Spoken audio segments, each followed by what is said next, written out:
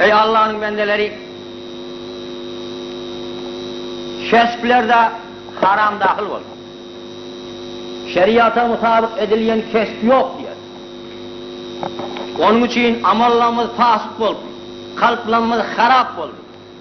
Nefs-i havanın izinden gittik. Üstümüze belalar iz geliyen mi oldu diye. Gayrı kustalar biri basıp aşağında bir kulli kaldık diye.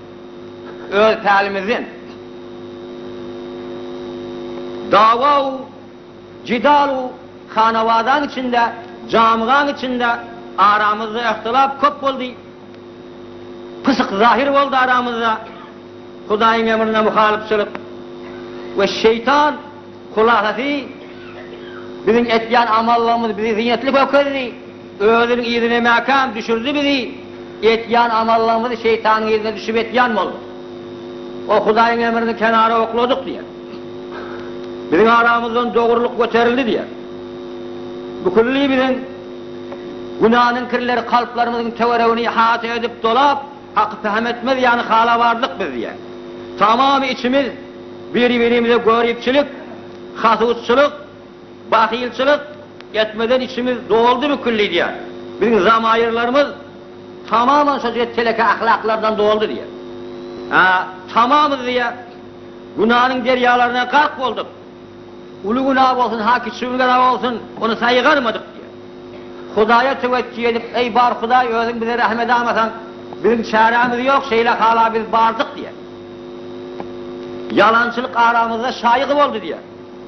Gıybet etmek adamların lezzet alayan zatı oldu.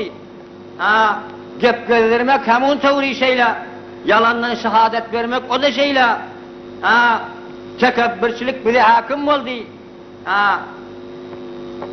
Şulasa biz şeytana itaat etken olup, Rahman'a muhalifçilik etken olduk. Ve halanik Huday Teala da bizim üstümüze ega hemme eden amalımızdan, kalımızı kutur etken zatlardan şeyle halatta biz olduk. Kasam olsun Allah bilen diyen, bir kavmin içinde şu cüre maasi işler yayırasa, olara ulokan helaketçilikler yeteceğine gurrum yok. Belalar olan üstüne geleceğine gurrum yok. Kur'an-ı Kerim'de o volklara gelen belalar aytti. Hemmesi bizim yana halatlar üstlerine gelensen belalar geliptirler. Tövbe etmeyendirler, istiğfar etmeyendirler, Hudayın veren nimetlerine şükretmeyendirler, o zaman belan aşağında kalıptırlar. Mesaviler, teleke işler aramızda zahir oldu diye. Onu menğetyan olmadı hiç diye. Teleke resimler, teleke resumler, munkaratlar şayık oluyor. Onu bir adam etmediği varsa da onu etmevine kömekçiyle köfeliye, ettiğin adamın taraftarı az oluyor diyor. Şu cüre mesaviyle içimizde kop oldu diyor. O cihattan biz belaları giriftar olduk diyor. Öz amallarımızın telekeliği sebepli diyor. Bize giriftarçılığımız şeyle köfeldi ki, hatta özümüzün mesela nefimize tamam olayan, zererimize tamam olayan, ağır üstümüze gelen zatları imtiyaz edebilmez yani halatta mukaddiyer yani olduk. Huday Teala bize zulmeden zat yok. Biz öz nefsimize zulmettiğimiz şu işler edip diyor. Aya biz bidar olmalı değil mi miskin biçare adamlar diyor. Maliki biz cem ediptir diyor. Sahtı malları iki ovadallap, ziynetlap, ahirin sistemde kovadıp, kayırıp, becerip koyuptur diyor. Onların hiçbirine feydası olur mu? Hiç olmaz diyor. Buna bize nefak verecek değil.